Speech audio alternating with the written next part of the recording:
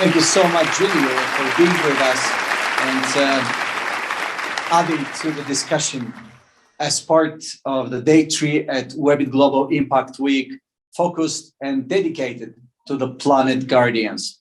Now, it's been a while since my trip with some friends as part of the Future Talks in we were heading from Svalbard towards the 80th parallel, and this is where I realized how terrible the situation is when it comes to plastic waste.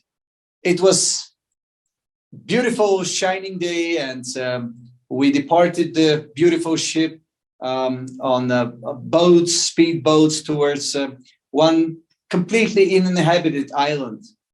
And when we landed there, it turned out that the things I thought are sea seeds or whatever, because they were different colors. I said, oh, what interesting sea seeds are here. It turned out this is not sea seed. This was plastic. And this was plastic coming from all different parts of the world. Plastics from Africa, plastics from Europe, from Asia. Think about it, at the end of the world.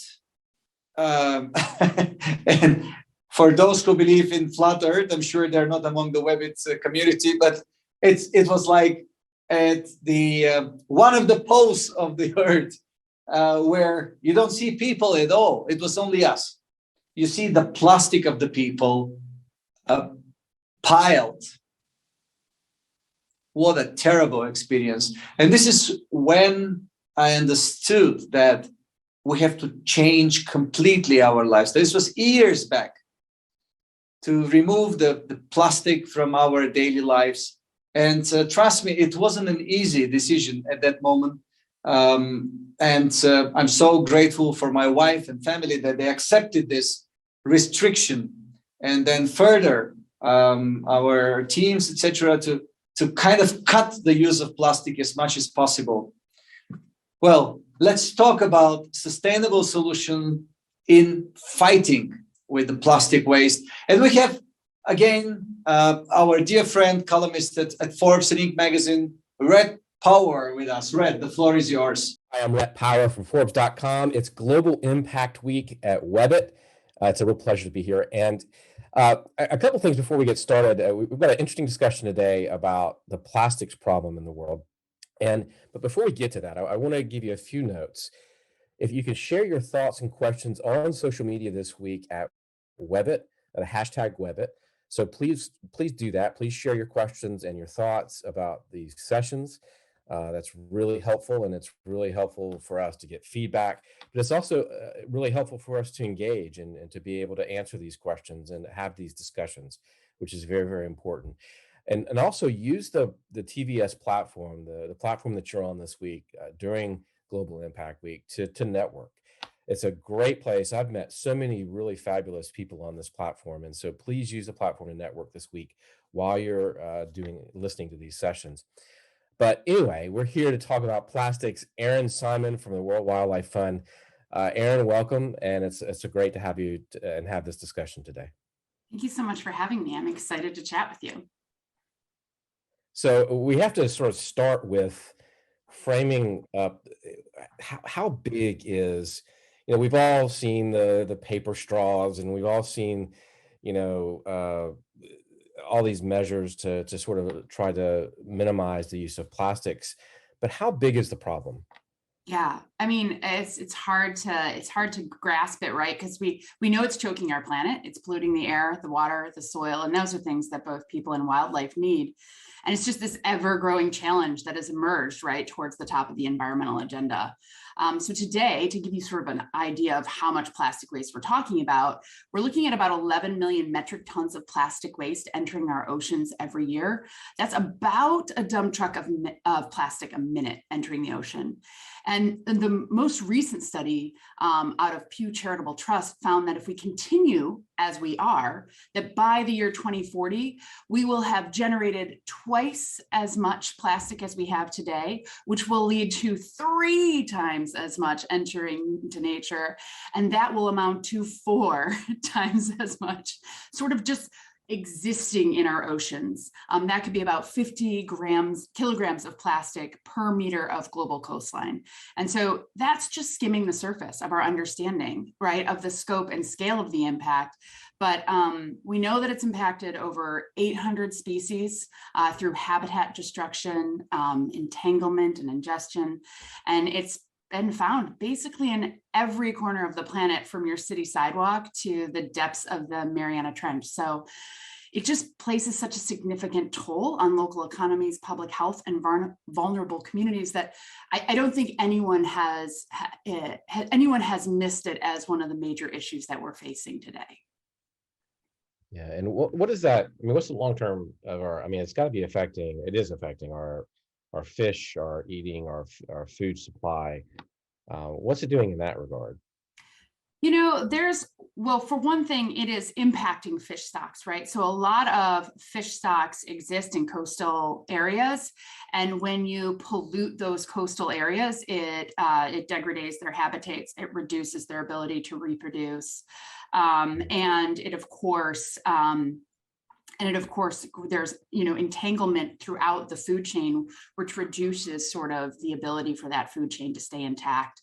I know there's a lot of discussion around toxicity and how that affects the food chain. And we are still studying that. We're still learning how to measure it. And so while we don't have all the answers yet, we can't imagine that the results are going to be good, that the fact that we are ingesting plastic is good for us. So a lot of questions there. But what we know the most is that right now, today, the fact that there is plastic persisting both in tiny microplastics and in large pieces of trash and nets is not good for species. And it's not good for the coastal communities that depend on those fish stocks either.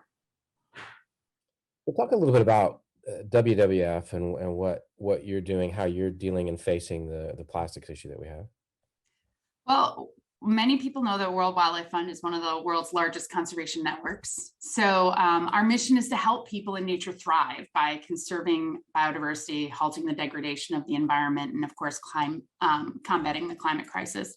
And plastic waste is one of these cross-cutting issues that affects all of the things that we are trying to protect, right? And so we take the traditional strategy that we always do as a conservation organization. We lead with science-based solutions in local places to address some of these most pressing challenges. And to do that, we need to fix this broken material system that we have today, the system where we're taking too much from our planet and then discarding it at the end of its life. And so we're going to engage all the stakeholders that we need, which are businesses and policymakers and individuals, because the key to solving this issue is rooted in fixing the broken system and all of the folks that need to engage in that.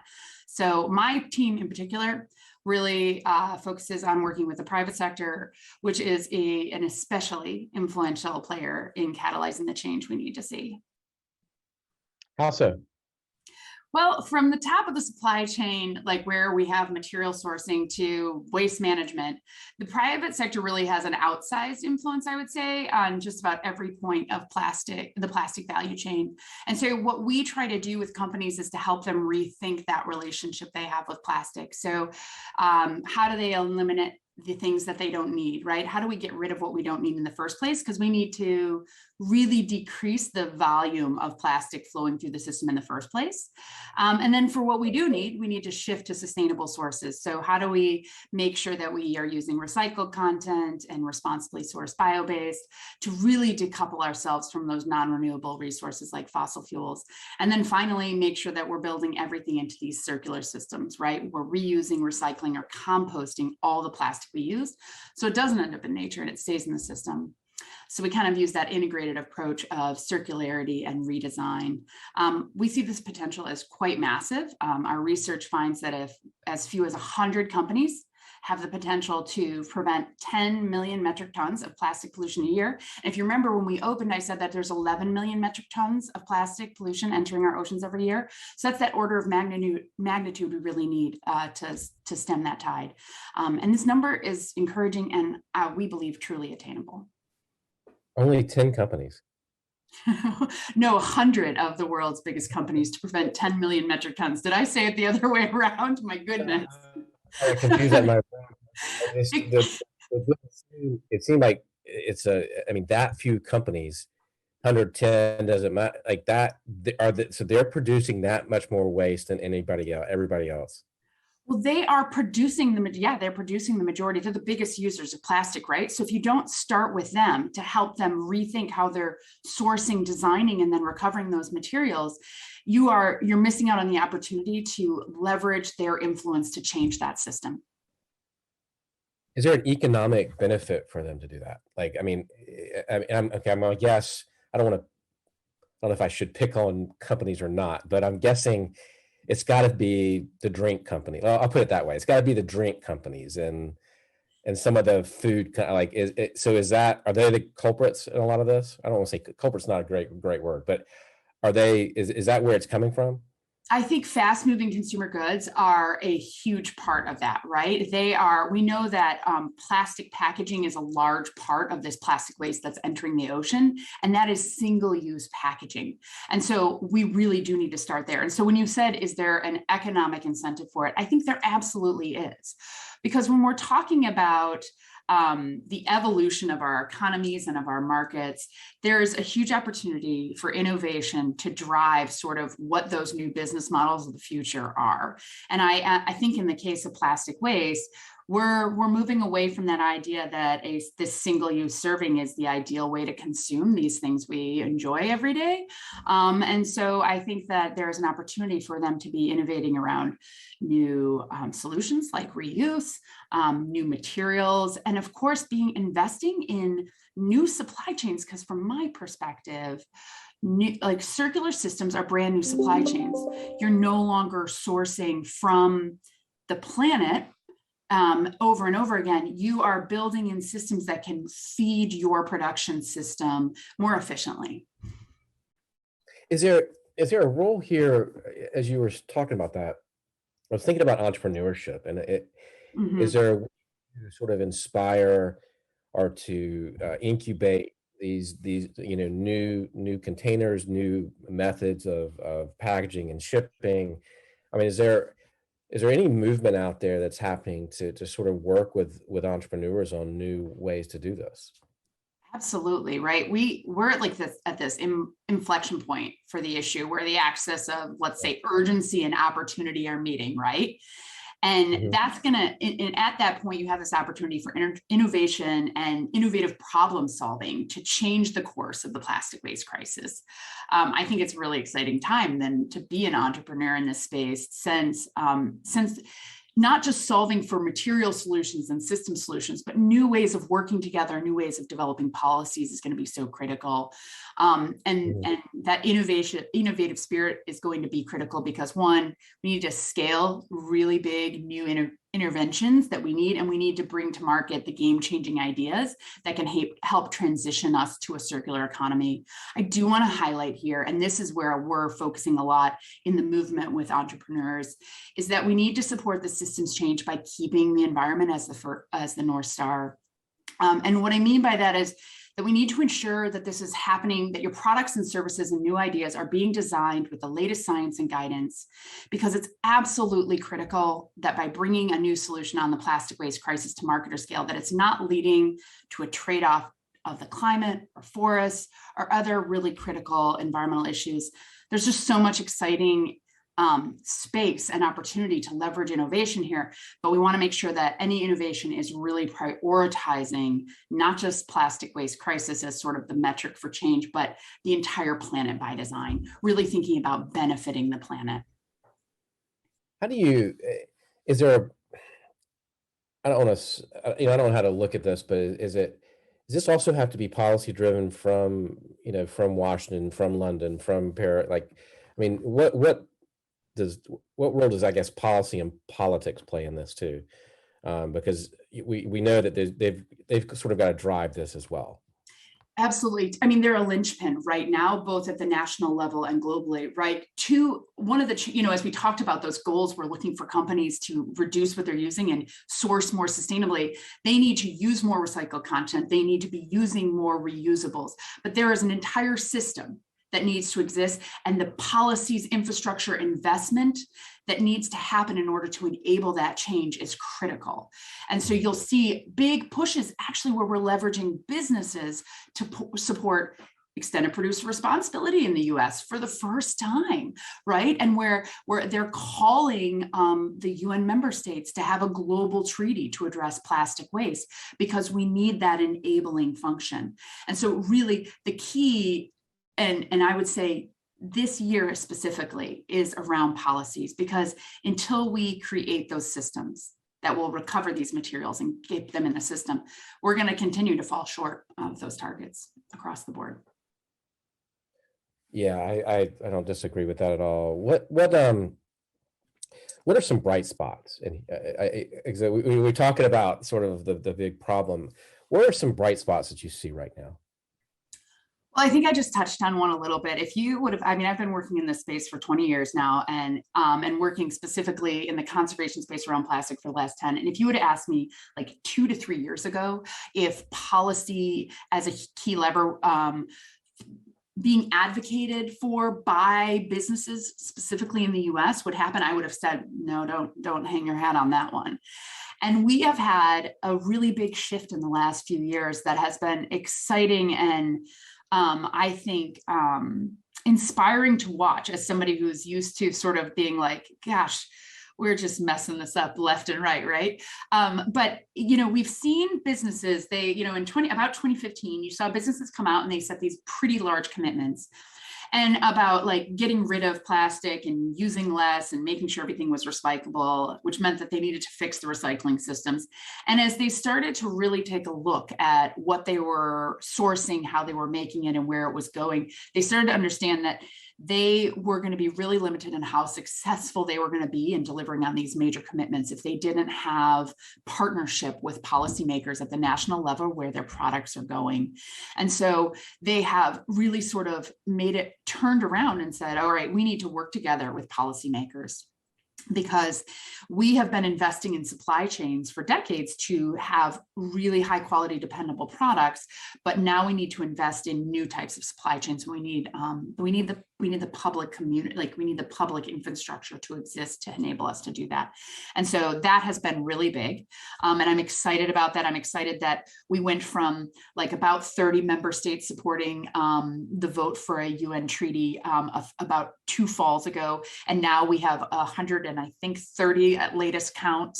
And as a part of that, the private sector has really been supportive of that. They know the business case for it, and they've been calling member states to action.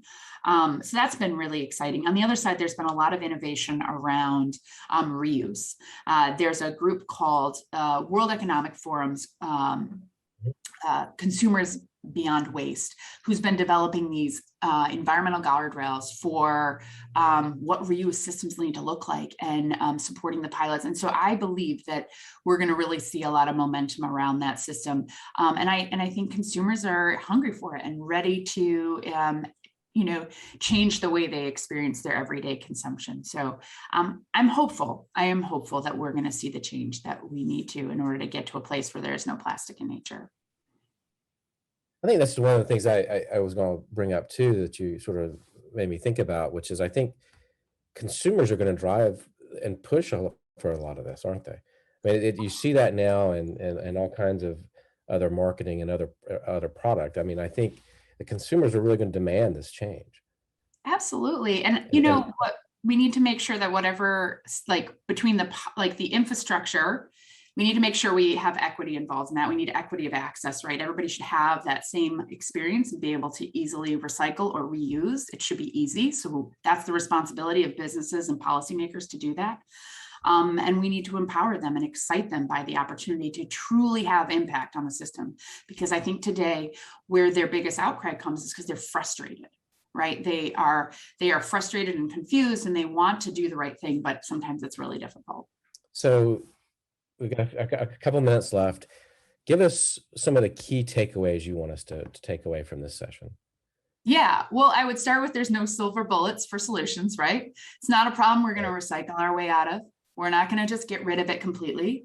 I mean, we're focusing on eliminating the unnecessary stuff, but in many cases, especially in these last few years, plastics can help make our hospitals safer, our food last longer, and our packages just more efficient to ship.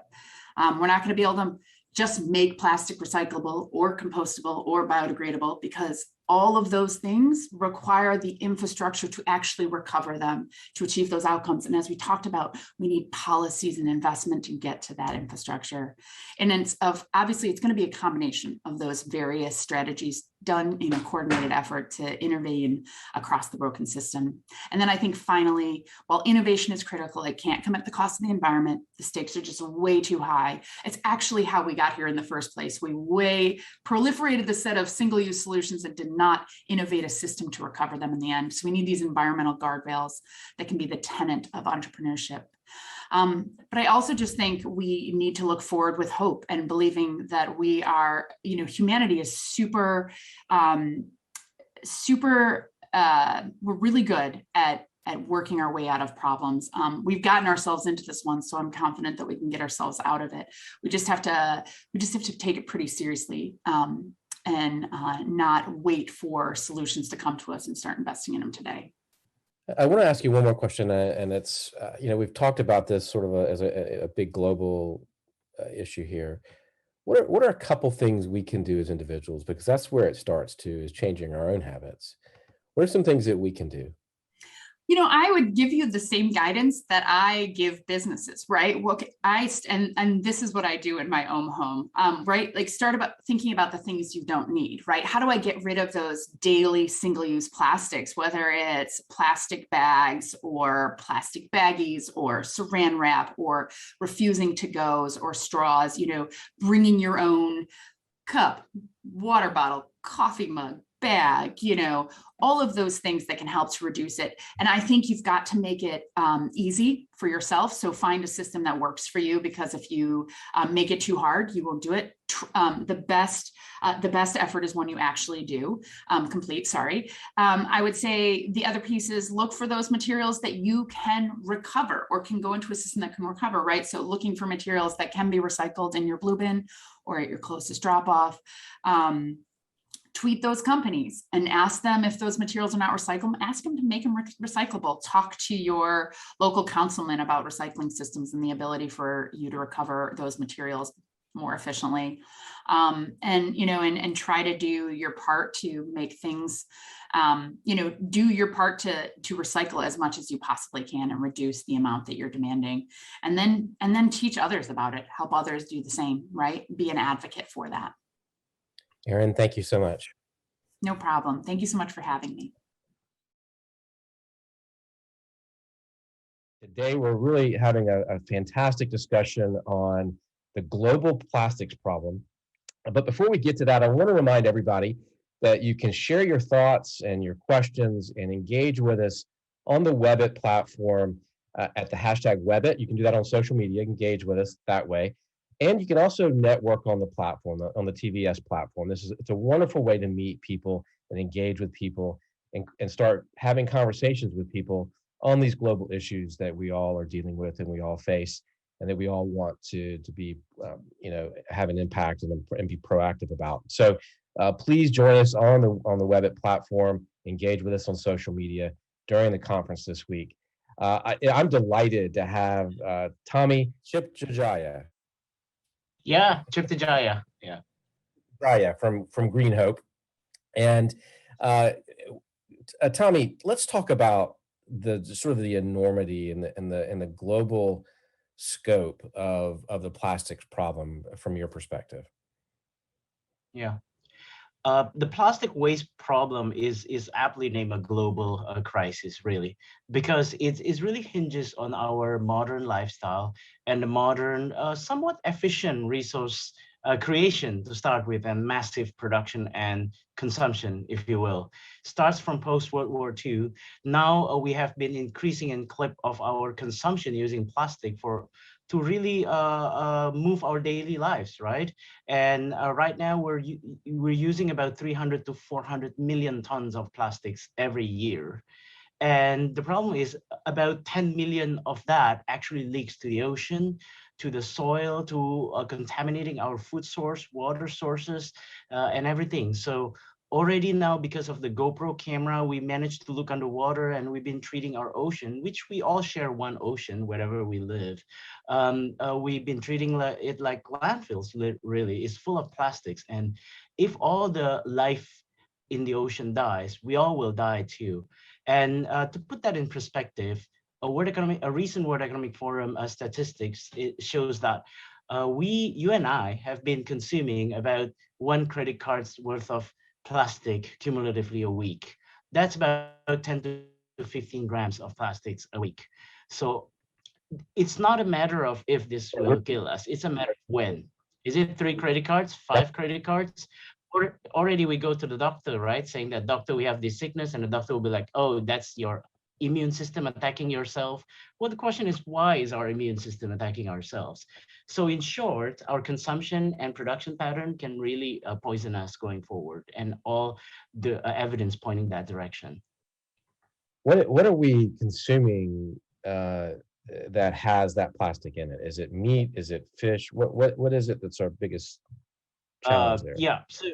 So basically, when we the plastic, right? The waste of the plastic, if it languish in the rivers and go into the ocean, it starts to break down into the smaller bits of pieces of the plastics. And these microplastics got eaten by all the fishes, and also contaminating our water sources. So I think the last 2 or 3 years, there's a research on all types of mineral water. It doesn't matter which brands in it, it's got the microplastics already in there. So definitely all our water sources already contaminated with these bits and pieces of foreign objects, if you will, that you don't want to put into our bodies, right? No. So Greenhope, what is your mission, and how are you thinking about this problem, and what is your mission? We are a green technology social enterprise. That's how we see ourselves. I explained to you a little bit about what I mean by social enterprise. We are based on Southeast Asia. We are doing material innovation by researching, developing, producing our own patented bioplastics to replace hard to recycle conventional plastic items. So we use locally sourced biomaterials such as cassava or tapioca starch, and we make it biodegradable bioplastics that can be turned into hundreds of different finished products, such as shopping bags, garbage bags, various packaging, seedling bags, doggy waste bags, as well as rigid items such as coat hangers, food trays, and so forth. So what's unique about us, we try to source our starch from farmer co-ops at fair trade price and turning them into bioplastics, biodegradable resins. Therefore, we can create positive environmental and social impact, that's what we mean by social enterprise, which is a scalable business entities that have more direct positive impact to the society and to the environment. Is it scalable? I mean, let's take the drink companies, or Pepsi and Coca-Cola, for example. Is it are those bioplastics scalable on a level where they could help those massive companies that are big producers of the plastics that end up in the oceans? Is it scalable in any level? On that level, I guess? Yeah, excellent question. So you see that there's a whole world of trend, right? As you know, the scalability of the conventional plastic relies on the scalability of oil and gas. The whole oil and gas production and the byproduct of it turns into polymer, and that's what gets turned into the conventional plastics, polyethylene, polypropylene, and so forth. Now, as the energy portfolio move from traditional oil and gas to renewables, then all the trends in the world, when we talk about sustainability, move towards plant-based or renewable, right? Things that we can regenerate by itself. So plant-based meat is the trend right now, and now plant-based plastics will be part of the trend. And when we talk about plant-based plastics, though, the key is there cannot be one crop to rule them all, if you will, because that will be a monoculture that will be bad for the planet too. So then the next question is that what are the scalable regional crops that we can source locally or regionally and serve nearby regional countries as well? So when we talk about that from applying that lens of locally sourced, locally produced and consumed and so forth, then tapioca cassava is one of the most scalable crops that has the highest starch content and very low nutrients compared to corn, rice, and many other food crops. So these tapioca root-based crops is really abundantly available in ASEAN countries, in south of the equator, such as India, South Africa, southern part of America. So those are the areas that these crops can really grow and thrive. It's non-GMO, and the farmers maintain independence on the seeds because there's no seeds, there's a root. You cut, you plant, you cut, you plant. So it's and it can grow in marginal lands. So it's definitely one of the more scalable, viable crops to replace conventional plastics. So, I mean, is that how close are we to sort of that kind of solution, you think? I think we're close. I think we're close. I'm hopeful. I see it and on few fronts. First of all, as we scale up, we can also drive the cost down, right? And that creates the virtuous cycle, which we see the trends. That's And the essence of it. It's got to be affordable, right? It's got to make economic sense for these companies to do it. yes, yes. In this thing, to really truly move the society, I always think in terms of the triangle, the affordability, and secondly is the functional properties required. We really have to respect the functional properties that plastics can deliver in order to be able to replace it with a better behaving materials. And then third is the environmental value, right? And it's all about fine tuning between the trade-offs of the three. And of course, the more we can seemingly try to break the trade-off, the better. But it is somewhat of a constraint. Now, as the whole world realize about the cost of these low cost plastic, but the negative externality when it becomes a waste is really, really problematic and really high. Then governments all around the world started to really restrict all the single-use plastic, conventional plastics. That really makes the prospect of bioplastics increasingly viable. And we see that dramatic growth in the last, I would say, 3 years. If we spoke 5 years ago, I would say I wouldn't be certain how soon, how serious the world will try to solve this. But I think the last 2 to 3 years, we really see evidence that the whole world is trying to solve this very, very seriously at multi-level, national, local government, multilateral institutions, multinational institutions. So it's very hopeful. Yeah. Is that pressure, where's that pressure coming from, though? I mean, I know there is certainly a lot more awareness about it, and there is a movement, at COP and globally, politically. Um, is it something you think is being driven by sort of the consumer saying, enough is enough? We want change. Is that where it's coming from, or is it just a realization of sort of the problem and the impact it's going to have on economies and globally? Yeah, it's all of the above. What's unique about plastic waste pollution is that it's very tangible. The vividness of the problems is very telling, right? The pollution is really making it into your fish on the dining room and the water that we're drinking. And you can see it, right, through the technology and test center that there's plastics in there. So it's entering our body. So that understanding really drive consumer side to take action. That's one, how vivid it is. Secondly is that it's also very actionable by anybody. You can vote using your wallet. You can buy less plastic packaged goods.